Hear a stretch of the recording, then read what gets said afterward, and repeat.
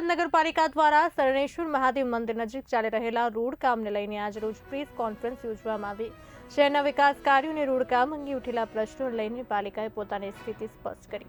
નગરપાલિકા દ્વારા જણાવાયું કે શહેરના સર્વાંગી વિકાસ માટે વિવિધ રોડ રસ્તાના કામો હાલ પ્રગતિમાં છે।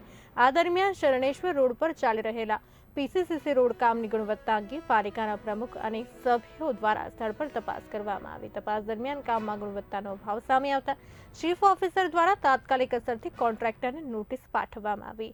સાથે જે પીસીસી કામ ધોરણ મુજબ ન હતું તે નગરપાલિકા દ્વારા દૂર કરાવવામાં આવ્યું હોવાનું પણ સ્પષ્ટ કરવામાં આવ્યું। નગરપાલિકાએ જણાવ્યું કે આ કાર્યવાહી પાલિકા દ્વારા જ પારદર્શક રીતે હાથ ધરવામાં આવી છે અને હવે આગળની તમામ કામગીરી મંજૂર થયેલા ટેન્ડર અને નિર્ધારિત ધોરણો મુજબ કરવામાં આવશે। ગુણવત્તા સાથે કોઈપણ પ્રકારનું સમાધાન કરવામાં નહીં આવે તેવી ખાતરી પણ આપવામાં આવી। પ્રેસ કોન્ફરન્સ દરમિયાન નગરપાલિકાએ છેલ્લા 13 મહિનાના શાસનકાળનો ઉલ્લેખ કરતા જણાવ્યું કે આ સમયગાળા દરમિયાન એક પણ રૂપિયાના ભ્રષ્ટાચાર વગર વિકાસ કામો કરવામાં આવ્યા છે। પાલિકાએ આવનારા સમયમાં પણ પારદર્શિતા અને જવાબદારી સાથેના શહેરના વિકાસ માટે કાર્ય કરવાની પ્રતિબદ્ધતા વ્યક્ત કરી। આ સમગ્ર મામલે હવે સ્થાનિક લોકોની નજર આગામી રોડ કામોની ગુણવત્તા અને પાલિકાની કામગીરી પર ટકેલી છે।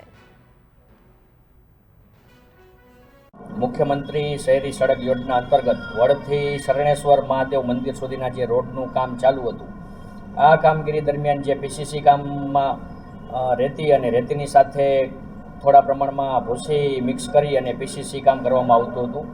જે નબળી કામગીરી નગરપાલિકાના પ્રમુખશ્રી, ઉપપ્રમુખશ્રી તેમજ અન્ય ચૂંટાયેલા સભ્યોને ધ્યાનમાં આવી નગરપાલિકાના જે સાઇટ પરના એન્જિનિયર હોય તેમના ધ્યાનમાં આવેલ હોય એજન્સીને તાત્કાલિક કામગીરી દૂર કરવા માટે સૂચના આપેલી હતી અને જેના અનુસંધાને એજન્સી દ્વારા જે નબળું પીસીસી કામ કરેલું હતું તે તાત્કાલિક ધોરણે દૂર કરેલ છે।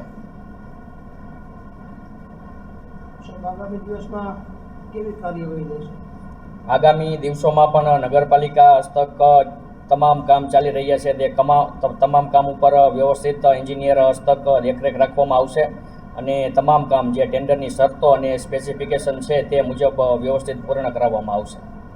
જે પ્રેસ વાર્તા બોલાવવામાં આવી છે એ અંતર્ગત આપ સૌને અને આપના માધ્યમથી હળવદની તમામ જનતાને જણાવવાનું કે હળવદની જ્યારથી સત્તા નગરપાલિકા જ્યારથી બની છે અને આ નગરપાલિકા દ્વારા અલગ અલગ પ્રકારે વિકાસના કાર્યો થઈ રહ્યા છે। એ પૈકી શરણેશ્વર રોડ હોય તો આ રોડ ઉપર ડબલ પટ્ટી રોડ બનવા જઈ રહ્યો છે અને એનું કામ પ્રગતિમાં છે।